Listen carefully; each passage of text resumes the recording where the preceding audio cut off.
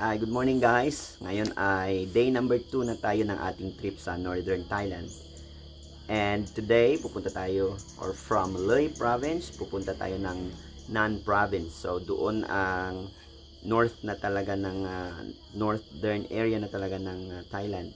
So before we go there, daan muna tayo sa isang province, may imimit tayong isang rider, ano. So siguro we are going to spend 6 to 7 hours on the road. Medyo malapit lang naman compared sa distance natin kahapon, pero yung dadaanan natin mga twists at mga bundok. At meron din tayong dadaanan ng mga viewpoints at also dadaan tayo sa border ng Thailand at Laos, ano.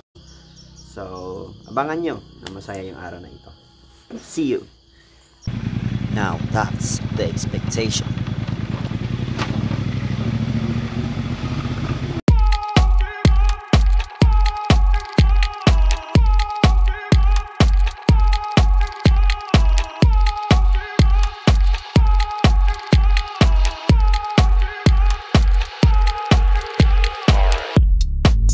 Sa kabila ng river ay bansang Laos. So yun yung parang zipline na sasakay nila, yung kung ano man yung sasakay nila sa raft, tapos i-cross nila sa Laos. So dito yung side, Thailand side, tapos cross mo yung river, Laos na yan sa kabila. So yung yellow line, that is the border of Thailand and Laos. So dito tayo ngayon sa border at meron ding immigration, pero sirado yung immigration, guys.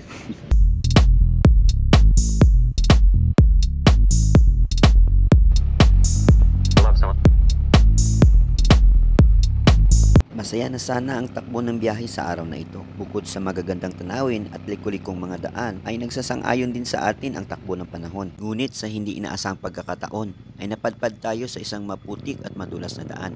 Dinala tayo ng mapa sa isang masukal na kagubatan. Bagamat nagdududa na tayo sa sitwasyon ng daan, nagtanong pa rin tayo sa mga taong nandoon upang siguraduhin kung tayo ay pwedeng dumaan o hindi. At ito ang mga sumunod na pangyayari.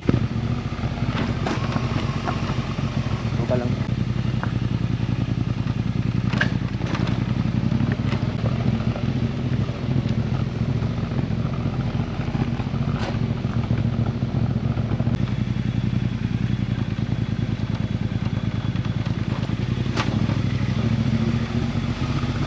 Padpad tayo sa lugar na wala na yung kalsada at napagtanto natin na hindi naligtas upang ipagpatuloy ang ganitong ruta. Bagamat malalaki yung motor na ating dala, hindi ito akma sa kondisyon ng kalsada. Nang dahil hindi tayo sigurado sa ating kalagtasan, ay minabuti nating bumalik. Walang nakakaalam kung ano yung kondisyon ng daan doon sa unahan at wala rin kaming nakakasulubong ng mga sasakyan. Kaya minabuti namin na bumalik na lang kahit na sana ay malapit na kami sa malaking kalsada na aming lulusutan.